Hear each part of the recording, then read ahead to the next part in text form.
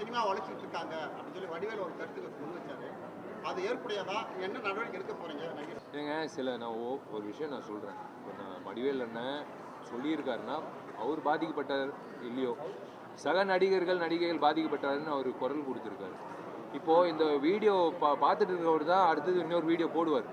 அவரை திருத்தவே முடியாது, திருந்தவும் மாட்டார். ஏன்னா எங்களை வச்சு சம்பாதிக்கிறார் அவர். நாங்கள் சுயமாக எங்களோட உழைப்பில் சம்பாதிக்கிறோம். அவங்க எங்களை பற்றி பேசி சம்பாதிக்கிறாங்க. அவங்க அப்படி தான் இருப்பாங்க. நாங்கள் என்ன பண்ண முடியும்? நாங்கள் சட்ட ரீதியாக தான் பண்ண முடியும். பட் அவங்கள திருத்த முடியாதுல்ல.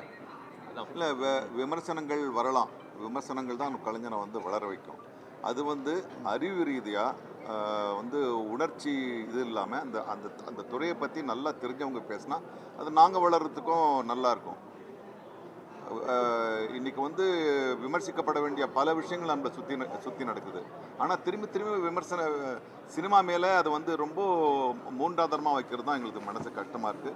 அது கோபத்தையும் வர வைக்க சொல்லுது. அது உங்களுக்கு சரியானு சொல்லுங்கள். முதல்ல நீங்கள் விமர்சனம் பண்ணுங்கள், அறிவு ரீதியாக சொல்லுங்கள். நீங்கள் இல்லை இன்றைக்கி இந்த படத்தில் நாசர் மிக மோசமாக நடித்தார், அவர் ஏன் இப்படி அது அப்படி சொல்லுங்கள்.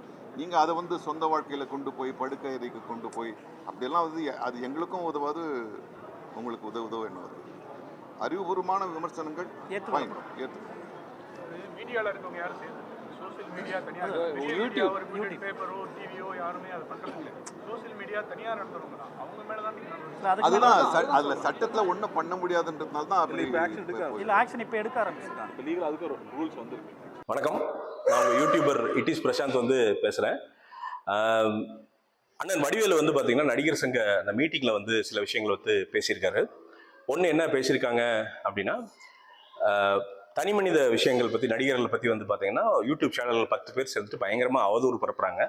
சின்ன விஷயங்கள்லாம் பெருசாக பேசுகிறாங்க, பெருசாக பூதாகாரமாக்கி விட்டுறாங்க அப்படின்னு பேசியிருக்காரு.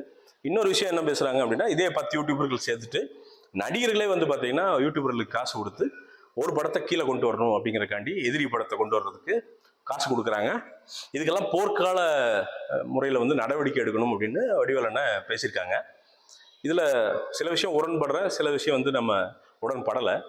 எதுக்கு உடன்படுறேன் அப்படின்னா, நடிகைகளுடைய பர்சனல் விஷயங்கள்லாம் யாருமே பேசுறதுக்கான தகுதி இல்லை. அவங்களுடைய தனிப்பட்ட விஷயங்களை எப்படி பேசுறதுக்கு, மற்றவங்களுக்கு பேசுறதுக்கு, பொது வழியில் பேசுறதுக்கு அனுமதி இல்லையோ அதே மாதிரி தான் நடிகர்களும், அவங்களும் மனுஷங்க தான். ஸோ அதனால் நாம் ஏதோ ஒன்று என்னென்னே தெரியாமல் பார்த்தீங்கன்னா பொத்தாம்பதோ சில யூடியூப் சேனலில் பார்த்தீங்கன்னா அவங்களுடைய அந்தரங்க விஷயங்களை கூட வெளியில் பேசிடுறாங்க.